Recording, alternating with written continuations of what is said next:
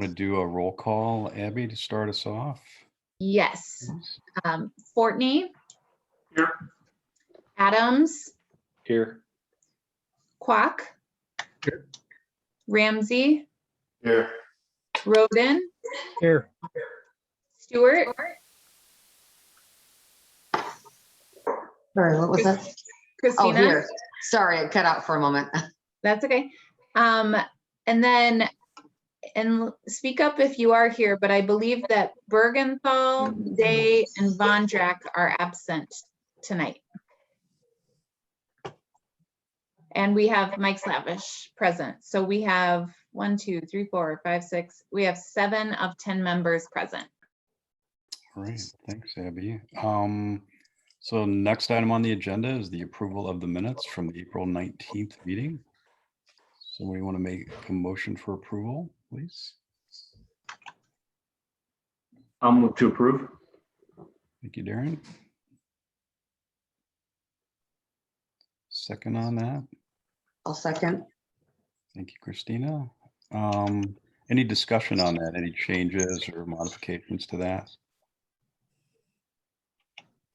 If not, we have a motion for approval. All in favor signify by saying aye. Aye. Opposed? All right, motion carries. Thank you, everyone. So onto the agenda. So official welcome to you, Dan. Thank you.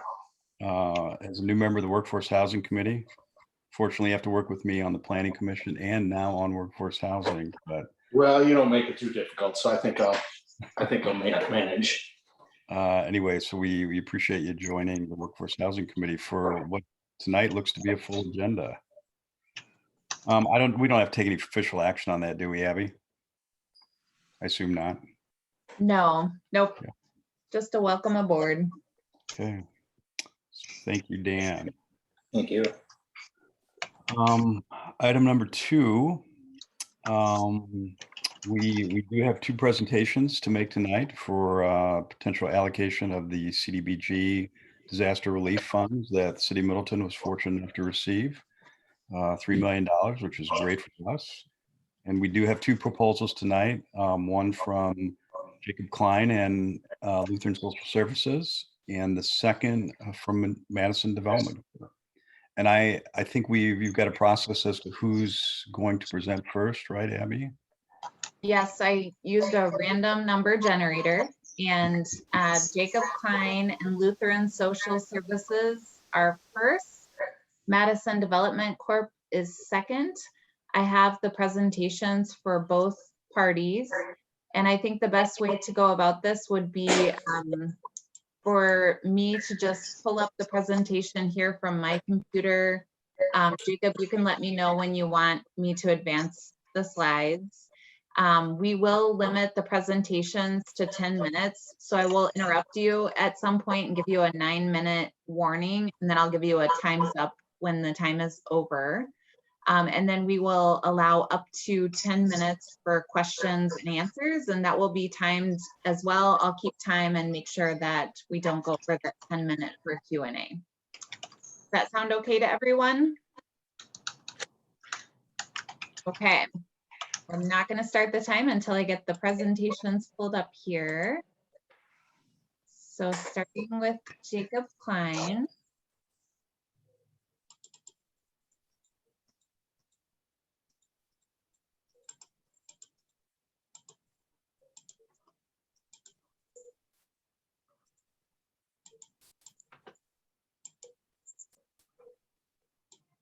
All right, I'll go ahead and turn it over to you, Jacob. Jacob, you're on mute. FYI. Well, let's try this again. Thanks, Mike. Yeah. Happy to be here tonight. Glad to have another project we're working on in Milton. Obviously, we've been in front of you probably a couple times already on this one before. We were lucky enough to get an award of tax credits to build this project, whatever, a month or so ago from WIDA.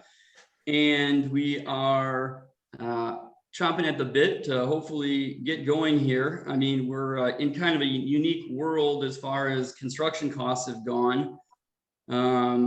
since even December. So these funds would really be, the final piece of the financing puzzle to move this project forward. And I think we're in a unique position, having already had a GIP in place, financing and the tax credits to actually pull this off and have it completed by the end of next year, which, given where we're at kind of in the time of year already, is going to be a challenge. This project, for those of you that don't know me, I'm the president of JT Klein. This will be my 5th project in the city of Middleton. Previously, I built the Heritage on Allen at a previous company, Meadow Ridge off Lisa Lane, Oak Ridge off Lisa Lane, and Stagecoach Trail Apartments, which is on Century. So we've been one of the most active developers of affordable housing in Dane County since I started the company 6 or so years ago. We got 3 tax credit awards in the last cycle, and are developing a couple other projects in Dane County. This project is a little different than what we've done on our previous Middleton projects, in that we're partnered with Lutheran Social Services. They were the developer that submitted the tax credit application. It was in the nonprofit set aside. So by partnering with this nonprofit, it's really a split of the economics versus a straight for-profit deal. And we're really excited to partner with them on this project. It'll be a new thing for us to do. And kind of with that, I'm going to turn it over to Derek with LSS to kind of talk a little bit about them, and then he'll hand it off to Danny in my office to kind of go through the more details of what we're proposing. Thanks, Jacob. This is Derek with Lutheran Social Services. I'm the Director of Housing. You can go to the next slide. We're very excited to partner on the 3810 project. Lutheran Social Services was founded in 1882. We're actually one of the largest nonprofits in the Midwest. We employ over 1,000 people, and we touch over 100,000 lives a year. The services we include are affordable housing, homelessness services, financial counseling, service coordination, care coordination, and the lead contact on this project is our Vice President, Dennis Hansen. Dennis has over 20 years of affordable housing experience, and he oversees our portfolio of about 450 affordable units in Wisconsin and Upper Michigan. So turn it back over to Jacob. Hi, everyone. My name is Danny Fobley with JT Klein, and Jacob kind of touched on this, so I'll breeze through these next 2 slides. But JT Klein was formed in 2014. As Jacob mentioned, we've had 2 successful tax credit developments in the city of Middleton, and Meadow Ridge and Oak Ridge.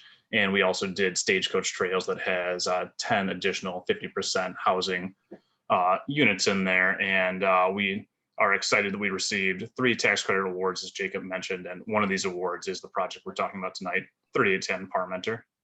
Next slide, please. And this is just kind of laying out of the projects we've completed. And as you can see, we have a lot kind of in progress. We're building workforce, 116 units of workforce in Fitchburg, and then we have our Westgate redevelopment. So over the next couple of years, we have over 450 units coming online. Next slide, please. So 3810 Parmenter is a part of a greater development. We are specifically requesting for phase 1, which is a 54 unit building, and this is 3 stories. And as you can see by the picture there, it's the southwest phase, and phase 2 will be coming along at a future date.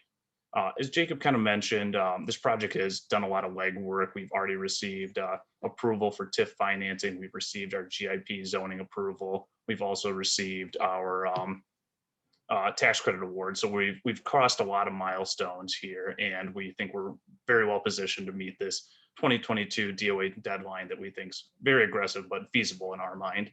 And this project will be committed to a 30-year LURA to keep the affordability in this building for the next 30 years upon completion. And as we kind of mentioned, we've partnered with LSS, and we'll have 11 units dedicated for 30% AMI and supportive services. Next slide, please. Thank you.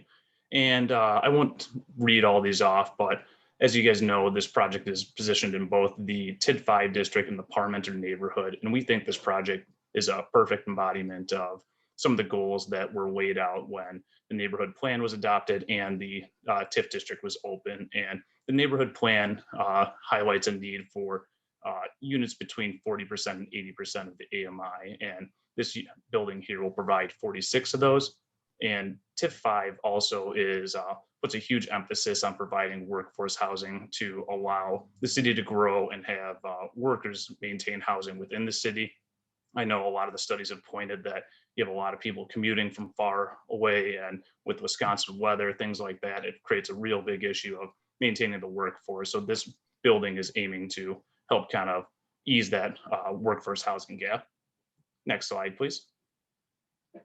And then this here's the breakdown of the unit mix. As I mentioned, it's a 3-story, 54-unit building. This will have 1, 2, and 3 bedroom units. This will have 11 3-bedrooms that are 9 of them will be on the first floor with separate entries, and 11 more units will be set aside to the 30% AMI. These units are considered extremely rent burdened, and they will be targeting veterans, persons with disabilities, and LSS will have supportive services available. There'll be 9 additional market rate units, and then 46 total of the units will be between 30% and 60% AMI. Next slide, please. And I won't go over the location too much as everyone here is familiar with Middleton, but this is just north of Airport Road off of Parmenter Street. It's located in what we think is a great area for workforce housing. It's less than a half mile from a bus stop. It's within walking distance to a lot of the public schools. Middleton has one of the best school districts. We think this will accommodate workforce and families, and has a lot of nearby amenities. So if residents don't have cars, they're able to walk and get by with public transportation. And if they do have cars, it's right off the Beltline and very accessible to all of Dane County. Next slide, please. And as with all our developments, we try and provide very high-end finishes. We consider all of our buildings to have market rate level finishes. And this includes granite countertops, stainless steel appliances, full-size washer and dryers in each unit. They'll have LVP, and this helps attract residents and also reduce our turnover costs. Some of the other unique features for this building, it'll have a community room, outdoor grill with patio. It'll also have an enclosed dog park. A lot of the feedback we've gotten on our other buildings is a need for pets. It'll have an enclosed playground, so a lot of amenities so that our residents will have all sorts of activities to keep them occupied. Next slide, please. And this will also have a big commitment to green energy here. We're committed to putting a 28.8 kilowatts rooftop solar panel on it, along with Energy Star appliances and a lot of other features that will make this building very green and sustainable for years to come. Next slide, please. And I'll turn it back over to Derek to talk more about the on-site supportive services. Yeah, thank you, Danny. LSS is not a partner in name only. We are going to be actively working with everyone in the building, but specifically those 11 30% units. Our goal is to not only help JT Klein fill those units, but then keep those residents in those apartments long-term and be successful. 1 minute warning. And be successful in their housing. The way we do that is we have a service coordinator who's on site monthly during the first 3 months, and then quarterly thereafter. They are available at phone when they're not on site. And what we try to do is connect people with services in the community and help them with adult education, financial literacy, employment services, accessing healthcare and government benefits, transportation. Again, our goal ultimately is to help reduce turnover and keep people living independently in their home long-term. Next slide. Thank you.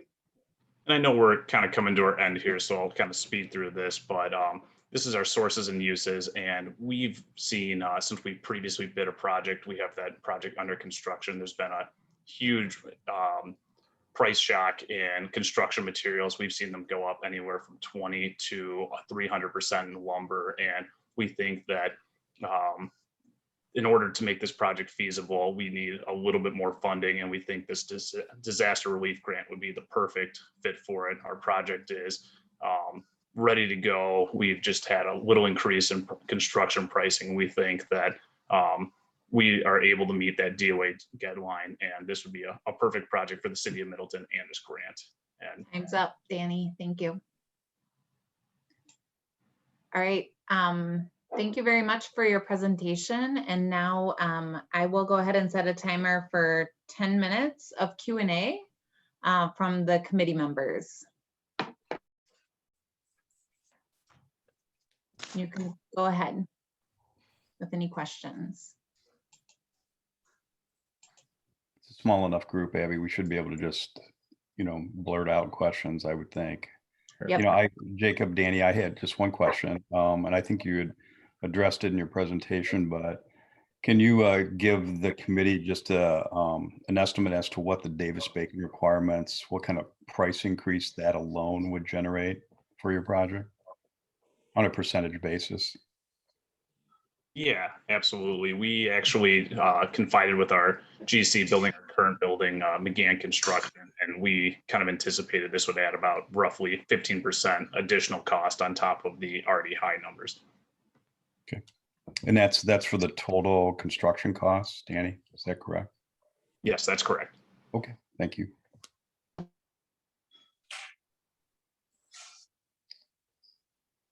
Other questions? Yep. Yeah, Okay. Ben, I had a couple questions for the team. And thanks for the presentation. Noticed that you put in it for 2.7 of the grant of the 3 million. Are you just prorating based off of that? You got 46 units of workforce housing out of 50. Just proration, or another reason? Is there a different reason for the 2.7 versus $3 million request? Yes, that's correct. That was kind of the gap that we found, and the RFP was asking for 50 total units, and ours is 46, so it's roughly 60,000 a unit. Good. Okay. Ours is, technically it's 130. It's 121, I guess, if you take off the market rate units, but we obviously don't want to pay Davis-Bacon on the second phase if we don't have to.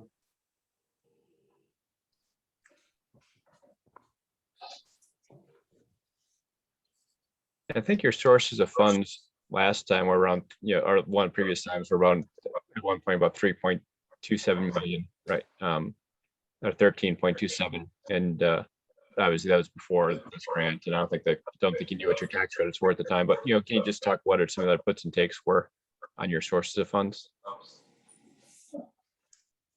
Yeah, I can touch on that. One of the previous iterations included the Dane County Affordable Housing Funds, and the RFP for that hasn't even been released. They probably won't even have a deadline for that towards August. And with this kind of coming out of the blue, we've seen a huge increase in construction costs that already raised it above that 13 million that you saw before. And we think that this allows our project to kind of source it and not have to wait on the Dane County Affordable Housing Funds, and kind of bring this workforce housing project a little bit sooner. And with construction prices, we think it's in everyone's best interest to lock that in sooner than later, because it's showing no sign of slowing down at the moment. I think specifically though, the main difference from, I don't know if we were in there back in November or October last year, but is the run up in costs. Just to put it in perspective, I want to say at our Limestone Ridge, which is under construction right now, which we started construction on in December, I think we were at maybe 135 to 140 bucks a foot for construction hard costs. Now I think we're looking at more like 160, 165 before Davis-Bacon. So you can imagine, I think we're probably north of 170 a foot. You're talking about from December to today. And if it's just say for the sake of discussion, $30 a square foot difference. And we can't charge any more rent because the rents are are set, by the county, are related to the county median income. These deals are really, really tough to do right now. Okay, thanks for that.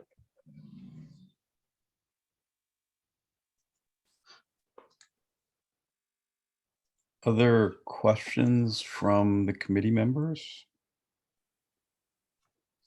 Could you just help explain how you structure the developer fee and the uses and how that's impacted at all by this specific grant? I'm not sure I entirely follow what you're asking. The developer fee is determined by WIDA. I want to say on a deal like this, it's a maximum of 21,000 per unit.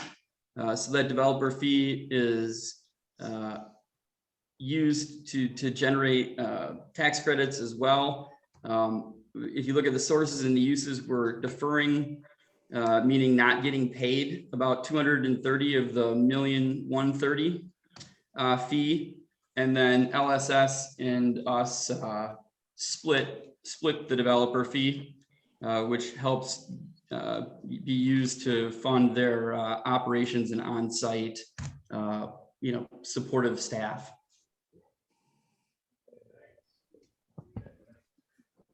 Thank you.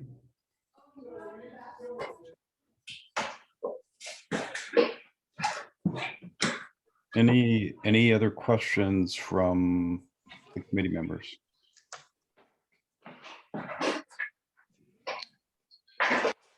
All right. I guess not hearing any, Abby, we can, Jacob, Danny, Derek, we appreciate your presentation. And unless you have any other questions for us, I think we'll move on to presentation number 2. Perfect. Perfect. Thanks, everyone. Thank you. Thank you.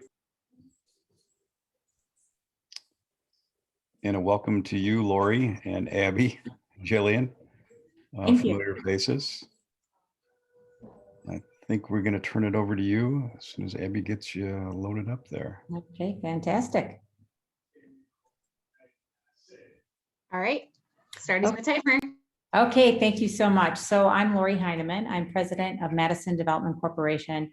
And I have with me today Abby Wallhouse, our VP of Finance and CFO, and Jillian Schaefer, who is also a part of our leasing and property management team, as well as lending. So we are proposing a 50-unit project on the corner of North Gateway and University Avenue in Madison, excuse me, in Middleton, excuse me. If we just go to the next slide, that would be great. So basically there's 3 things that MDC has done since 1977, and one of them is affordable workforce housing. We currently have 348 units of housing units in Dane County, of which 76 are in Middleton. They are called the Forest Harbor Apartments, and they are on Allen Boulevard. We also run a venture debt fund, and we work with the Madison area businesses to kind of finance companies also in Middleton, which includes Traffic Cast, Polco, and Veridet. And then we also run the Dane Workforce Housing Fund, which is a new fund we launched to help invest into projects that have a gap in funding. And, we have had the opportunity actually to invest in the Limestone Ridge one, as well as the 39 unit in Middleton, which is the Wisconsin Housing Preservation Corp. So next slide, please. Okay, so this is what we're proposing. It's a 50 unit. It's a project that is on the corner, as I mentioned, of North Gateway and University Avenue. This has 43 underground parking spaces and 2 surface spaces. It has a community room patio. It has an exercise room, and it has an office and also a parcel room, which is extremely important these days. We would look to build the construction out of luxury vinyl flooring, which is what we did in our grass camp unit. We have granite countertops, as well as we have washers and dryers in some of the units, but not all of them. We actually have them in laundry rooms, which we have on each floor, as well as we have storage rooms that are incorporated into this particular plan. So next slide, please. So our unit mix that we're proposing, and this is basically driven, as Jacob and Danny mentioned, there's by the 4% tax credits, which are part of our sources of funds. And so our unit mix is basically having 6 studios, 4 1-bedrooms at under 30% of AMI, 21 bedrooms rented at under 50% of AMI, and 7 at 60%, and then 13 two-bedroom units rented to households under 60% of AMI. So these particular rents basically just reflect what the WIDA charts, allow in the area. So the next one is the sources and uses. So we put in kind of the highest rate for a first mortgage WIDA in this. So our pro forma should look much better because we already have 2 term sheets from both Monona Bank as well as First Business Bank. And those are coming in right around the 4% rate. This also would include the full $3 million of the CDBG funds from Middleton, the city of Middleton, and the LIHTC equity of $3.65 million, which we would be applying for the 4% tax credits with Baker Tilly, our partner. And the likelihood of getting those is like 99.9% because we have all the criteria met. We also are going to be applying for the Dane County Affordable Housing Fund, and we will apply for $1 million to fit the entire gap. And that RFP is now out. It is due July 1st, and we expect a decision in early fall of this year. Now, the question may come up that whether or not we would move forward without that full grant. We believe we could move forward with a $500,000 grant, but if we didn't get that $500,000 and this $3 million, we probably would not move forward with the project. And the use of funds are, pretty standard, the acquisition and site costs and the construction costs. And then finally, the total project cost of $11,973,000, which is about $239,000 per unit. Next slide, please. Okay, so these are kind of small to read, so I apologize for that. But basically, what we're looking at is just a minimum cash flow back to Madison Development Corporation. We are the developers. We are the nonprofit. And so this does not require us to partner with anyone else because we have the capacity to make this project happen on our own. However, that being said, we are partnering with many of the social services agencies that we already partner with at MDC, and I'll go over those in just a minute. But for now, I just want to turn it a little bit over to Abby Wellhouse, our CFO, to go over the pro forma financials. Yes, hello. Thank you for having us. So we show our rental income. We're using the WIDA minimum criteria for operating expenses, and we're comfortable with their criteria. And we find that these financials are conservative with a vacancy rate of 7%. Our current portfolio of 348 units is running under 1%. So there's definitely a need in the area. As we all know, we're in an affordable housing crisis and continue to be so. So we don't expect this area, being on a main street and being right near to jobs and a wonderful location in Middleton, we wouldn't expect to run 7%. But it is always our preference to present conservative financials. So again, we're using, with our partners, Baker Tilly, we use a lot of WIDA minimum criteria. We're comfortable with the financials. Debt coverage ratio reaches 1.2 in year 6. So those are the highlights. Minimum cash flow, we are a nonprofit. We're comfortable with where the financials are coming in. Oh, I think you're muted, Lori.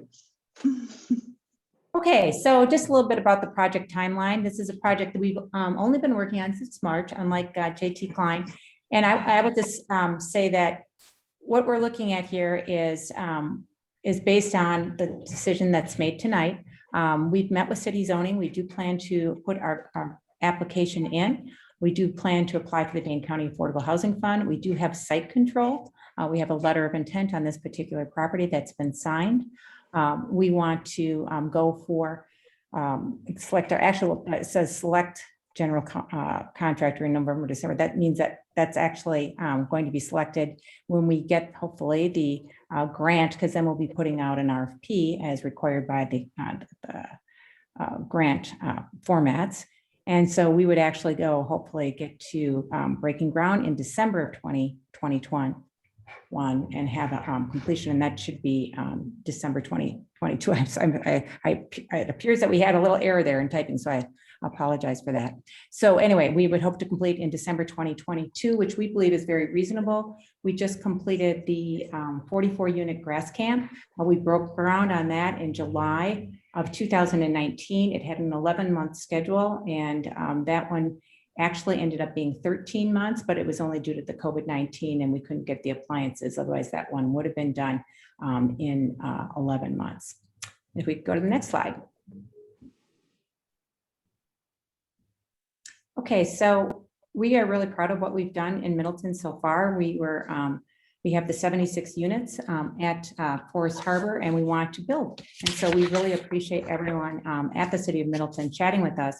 And this is one of the projects that we were able to help make happen with Wisconsin Housing Preservation Corp through our Jane Workforce Housing Fund. It's not related to this project, but I just thought I'd let you know that we're really passionate about workforce housing. So let's go to the next slide. This is the grass camp. This is our most recent development. This is the 44 unit that we built at 1946 East Washington Avenue.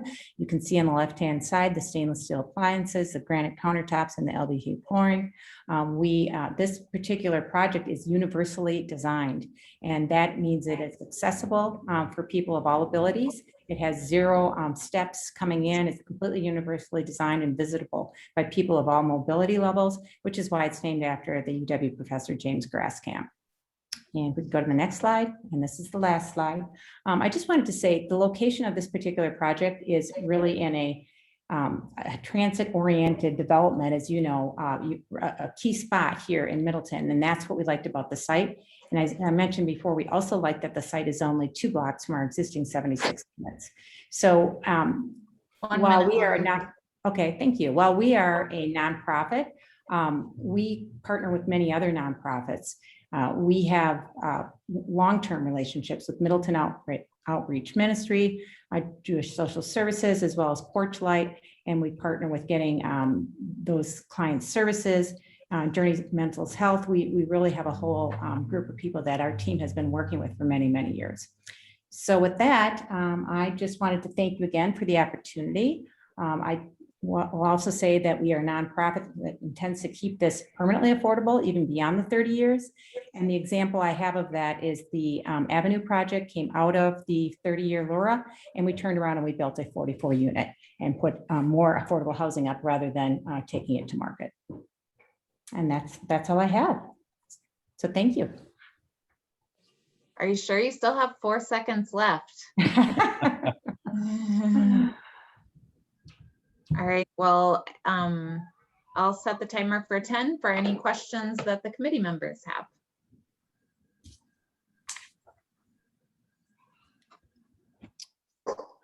Well, I'll go first. I will ask the same question as I asked the other team, and that, Lori, Abby, have you estimated on a percentage basis what the Davis-Bacon requirements will add to your project cost?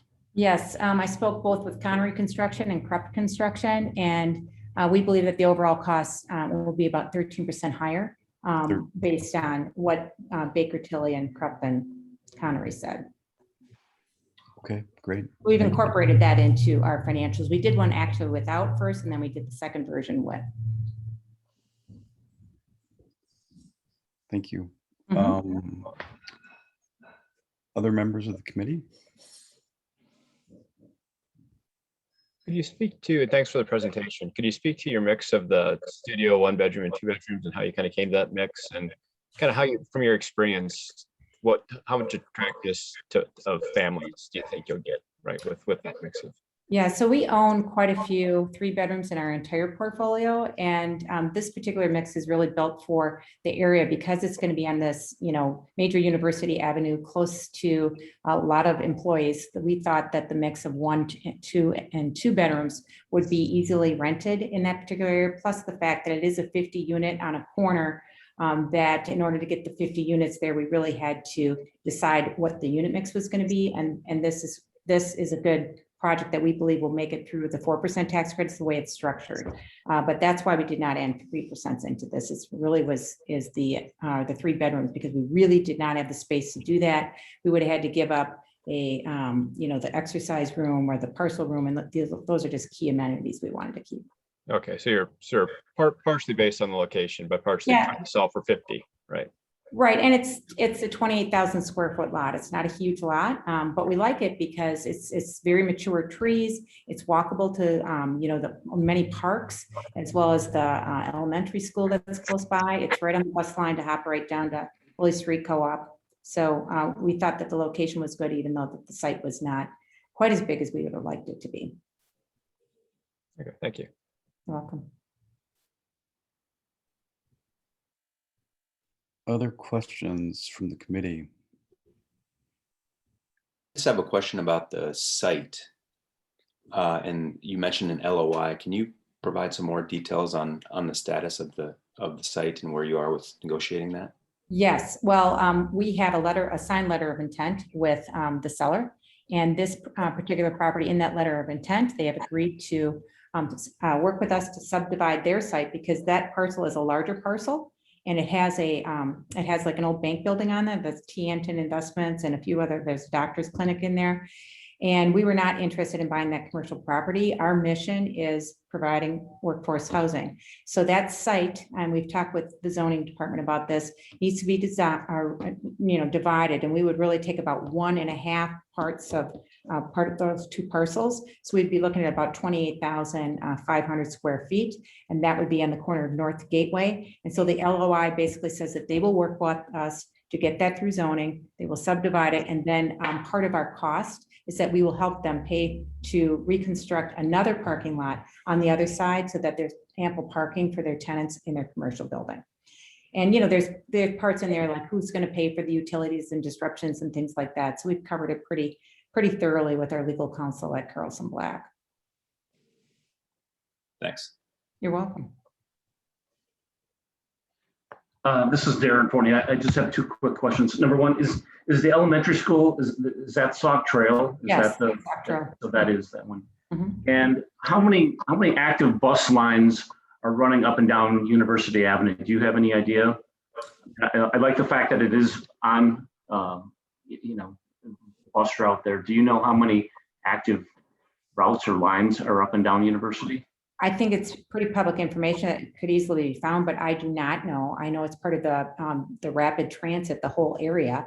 And it's on a key corridor. And in reading the city's comprehensive plan for the city of Middleton, that was a preference to have it on, a major district, including Allen Boulevard, University Avenue, as well as Century. And this is one of the reasons we really selected this area, because of the accessibility to employment, as well as into the city of Middleton, as well as accessibility. There's a lot of there's really nice parks. There's Marshall Park there. There's that other park and playground. So we felt it was a pretty good location, but I do not know the specific number of routes that are on there. So I apologize for that. No, that's all right. I can dig that up. But I do know that the city just recently, released an RFP to do a corridor study that included a lot of the, issues and elements that we've been talking about tonight, including transit-oriented developments. Mm-hmm. Thank you for the presentation. You're welcome. Thank you for the opportunity. Lori, I had another question. So, your project being a 4% deal is clearly different than the Klein deal, which is a 9% competitive LIHTC project. Mm-hmm. And, is it so on a 4% deal, normally the average rental under that program is 60% AMI. Mm-hmm. The fact that you're proposing units much lower than that, clearly at the 50 and 30%, which is even more affordable. Are you doing that contingent upon the receipt of $3 million that you've asked for from the city of Middleton? Yes, we definitely, that is a major criteria. And again, as Abby mentioned earlier, we're really a mission-based organization. We want to make a reasonable cash flow, but it's not our goal to, make a large profit on it. We certainly want to be able to cover our costs and make a modest rate of return. But our goal is to provide this long-term, well beyond the 30-year LURA. And so that's, we really feel there's a need based on what we're seeing at Allen Boulevard. There's a high number of people of color on the Allen Boulevard area. And we know that there's a deep need for housing for people of all income levels, and particularly at the lowest income levels. So, but for this grant, you would not be able to provide units at this. That's correct. AMI level, correct? That's Okay, correct. great, thank you. Thank you. Other questions from committee members?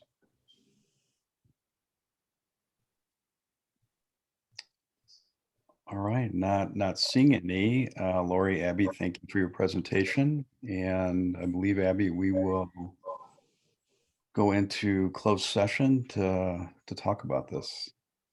Yes, let me just quickly pull the agenda back up here.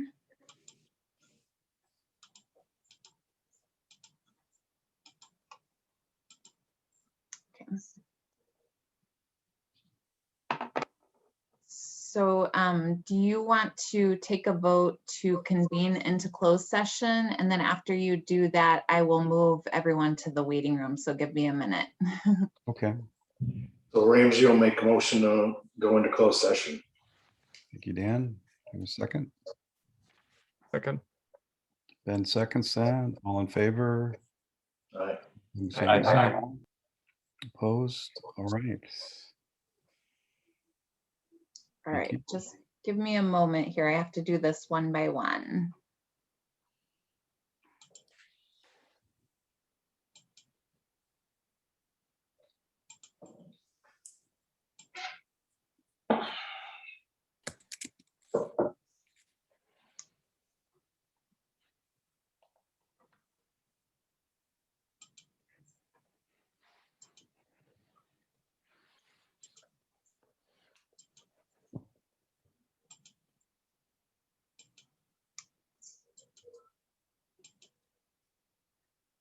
I'm going to move Bryce Eternus to the waiting room. I don't think that's a committee member.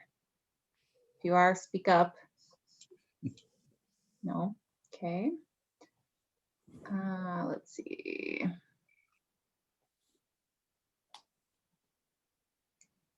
I believe we are left with only committee members now and C staff. Just double check that. Yep. Okay. So thank you for bearing with me. Sorry, I haven't done that before. I was really stressed about that. It wasn't as hard as I thought it was going to be. Nice work, Gabby. Nice job. I think we're still recording also. Oh, thank you. Thank you.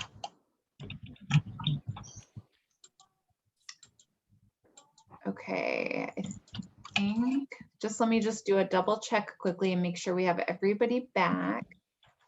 Yes, we're good.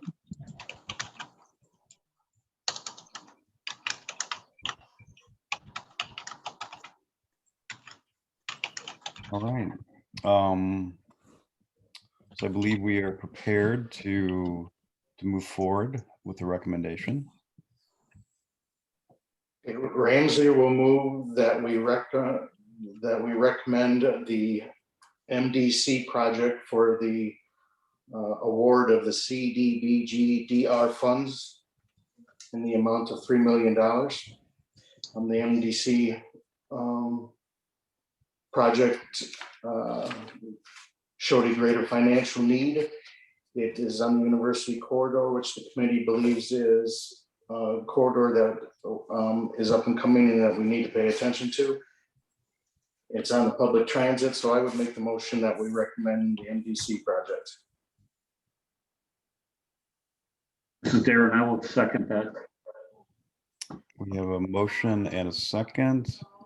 Any further discussion on the part of the committee? Hearing none, all in favor signify by saying aye. Aye. Aye. Aye. Opposed? All right, motion carries. Thank you to both teams for your presentations and request. Congratulations to MDC on at least this recommendation to City Council. Thank you.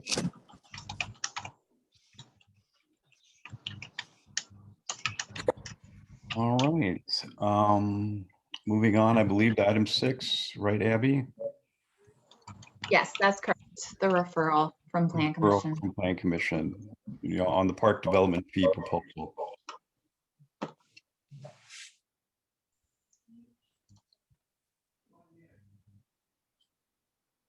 Second here, I'll pull down to Matt Amundson's memo.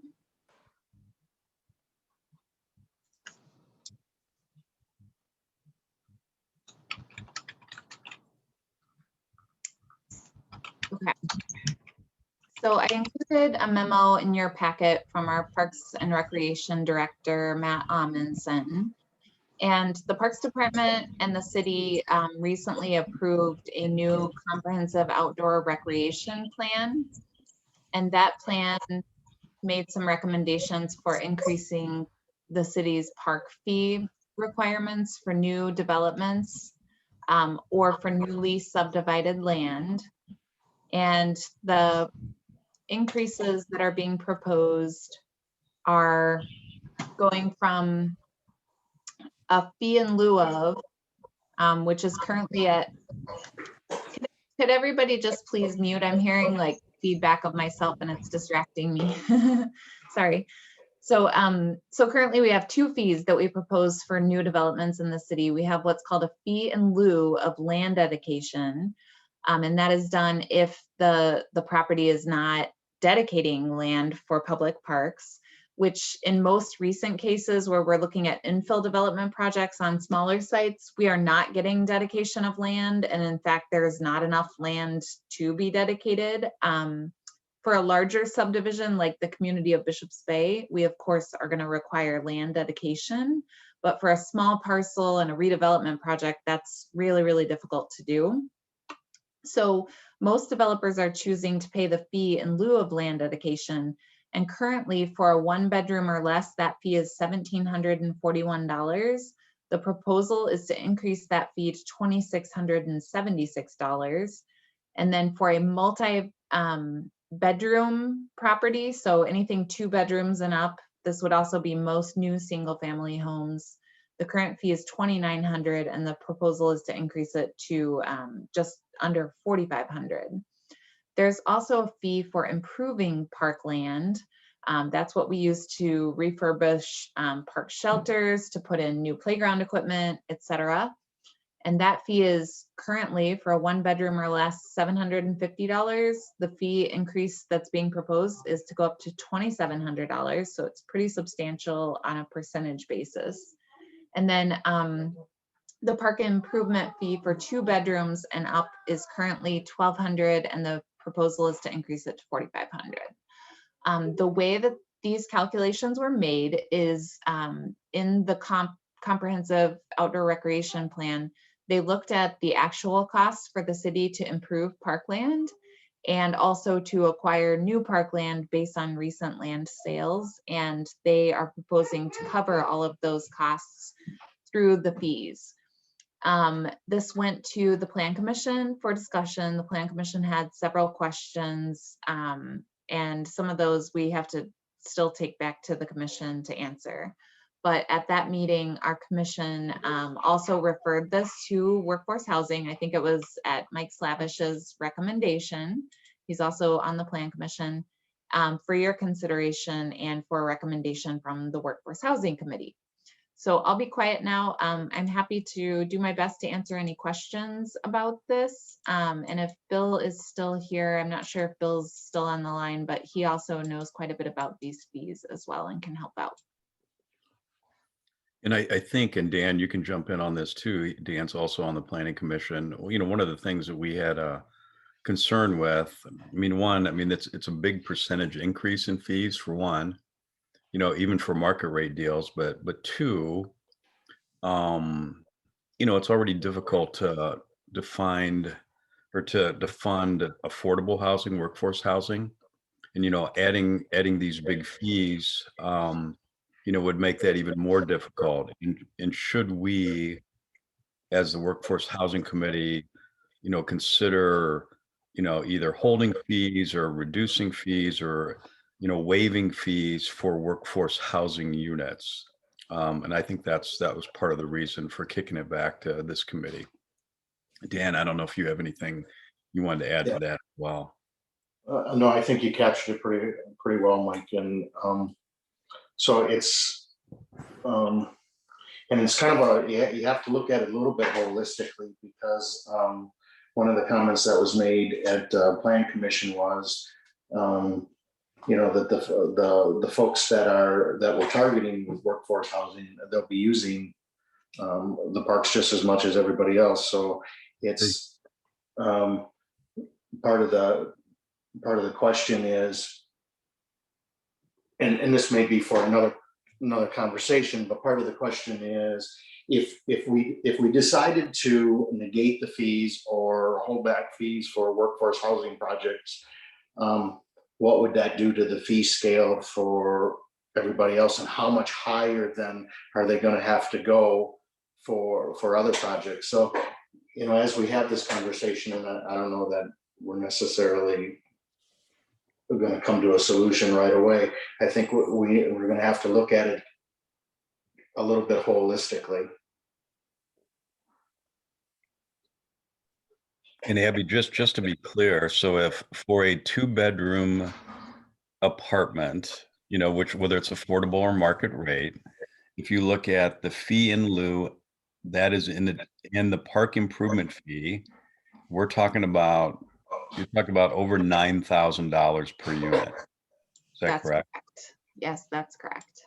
Versus the, I don't know, 4,200 where it's at today. So more than doubling the total fee. And the proposal was to phase that in over how many years, Abby?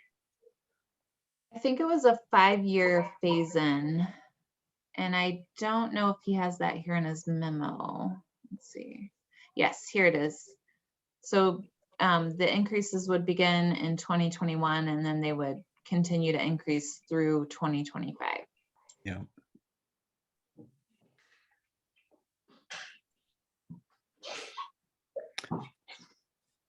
So thoughts, reactions from other committee members on that? So we don't know the impact then, to Dan's question, which I think is a great question, is if we held the workforce housing steady, what would be the impact on the rest of these? We don't know the answer to that one yet, right? We can do those calculations and bring it back. I mean, that is also making an assumption that we are gonna charge the full amount of fees that were recommended in the court plan, and that we are strictly going to be using fees for park improvement needs rather than looking at using the capital budget process for some of them. Mm-hmm.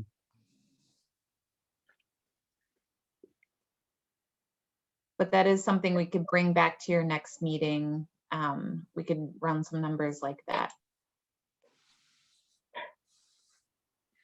We'd have to just make estimates based on what we've seen in the past in terms of affordable units versus market rate, and probably just carry those forward.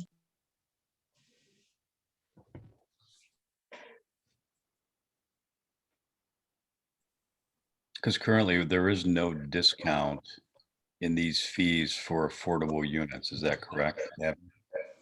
Yep, that's correct. We only have a waiver for impact fees, and impact fees cover EMS and fire. We used to also have an impact fee for police, but that one is now fully repaid. Those come in substantially lower than park fees. I think that they're around $700 to $800 per unit. So we will waive those for qualified workforce housing units, but we have not had a park fee waiver in place.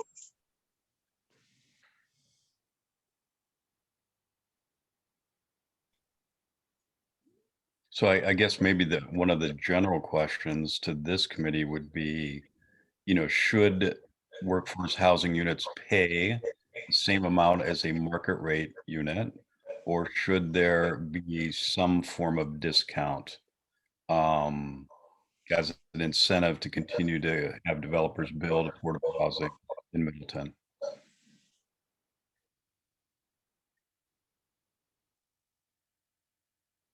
I would agree to explore or continue looking into some form of discount for workforce housing. Okay, thanks, Matt. I would agree.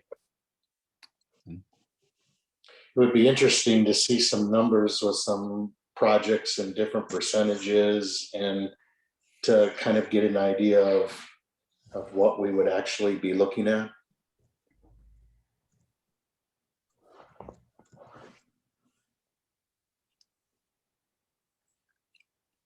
And it's kind of hard to come to any kind of real conclusion at, because as Abby said, you know, there hasn't been a vote on increasing these fees to that level. Right. We could even maybe take a look at some TIF projects and some non-TIF projects. With the TIF projects, we have the pro forma information, so we could even run the same calculations, but with the higher fee and see what it does to the project financials overall. With the, you know, the full increase, we could provide a few different scenarios if that would be helpful. For me, it would be helpful because I can actually see some real numbers then. Yeah, I think it would be helpful as well, Abby.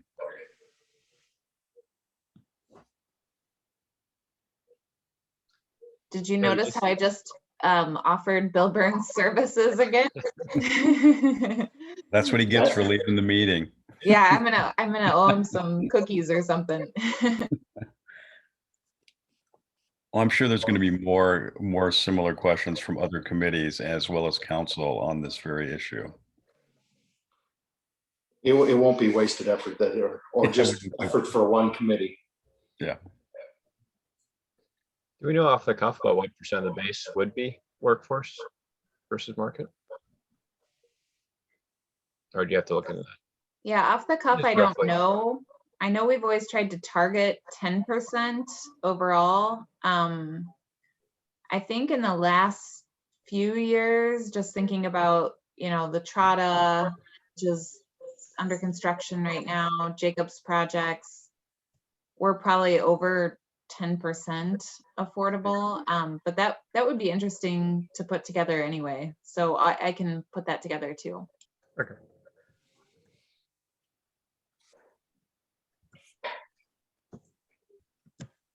So do we want to defer this item to our next meeting to have more information, or whenever it would be best for in your schedule, Abby, to get us that? Sure, yep. Our next meeting is Monday, June 21st, and we were talking about meeting jointly with the Sustainability Committee that night. We could meet with them and then adjourn the joint meeting. I don't know how, I'm gonna have to figure out how that would work on Zoom. And then we could have our own separate business from them also on that same agenda. Or if that gets to be too much, I mean, this is going to be an issue that's going to carry on for a little while. We could always put it off to the July meeting if that is more convenient. Okay, sounds good. You know, the other thing that might be helpful, Abby, is, you know, what is the average, you know, assessment per unit on an affordable project versus a market rate project?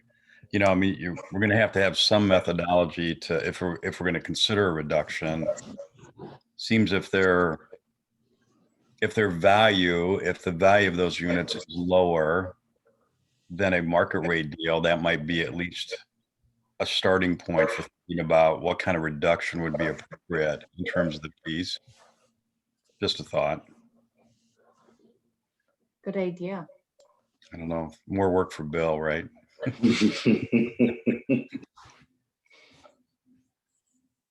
Hey, if we're easy, we wouldn't need them, right?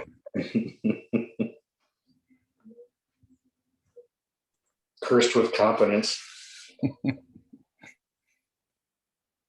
Any other comments on that? I mean, it sounds like if you could, work on pulling that together, that'd be helpful, Abby. Absolutely. I don't know if you need a formal motion from us in that regard. We'll just kick it down the road. Yeah, I don't think we need a formal motion. Okay. Anybody else have anything else on that?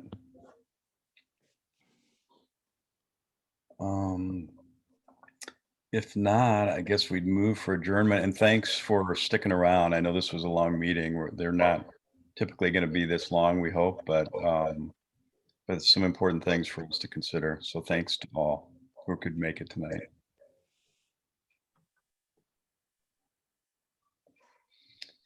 Okay, I would move to adjourn then. Thank you, Dan. I'll second that. Thanks, Sam. All right, all in favor, signify by saying aye. Aye. Opposed? All right, motion carries. Thank you, everyone. Thank you, Abby. Thank Thank Bill you. for us. Bye. Thank you, everybody. All right. Good night, thanks.